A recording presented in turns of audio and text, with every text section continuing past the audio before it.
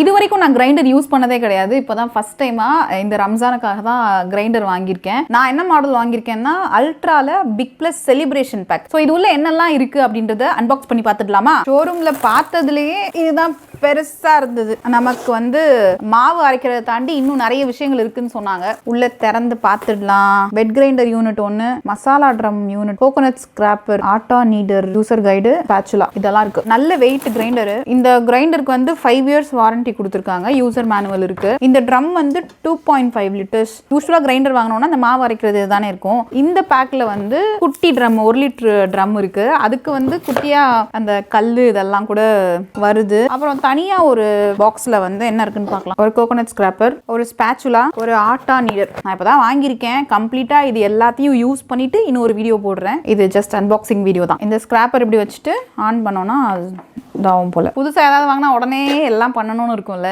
நானும் பண்ணுவேன். 2 நாள்ல எல்லாத்தையும் பண்ணிட்டு உங்களுக்கு ஒரு வீடியோ போடுறேன். குட்டி ட்ரம் இது கியூட்டா இருக்கு. இதுலயும் நம்ம அரைச்சிக்கலாம் என்னனாலும். பெரிய ட்ரம், குட்டி ட்ரம். மாவு பிசைறதுக்கு வந்து இது உள்ள இப்படி வச்சுட்டு மாவை கொட்டி ஸ்விட்ச் ஆன் பண்ணா பிசைஞ்சிடும் போல. சூப்பர்ல, நல்லா தான் இருக்கு பாக்குறதுக்கு.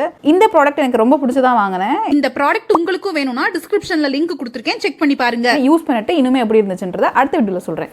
பை.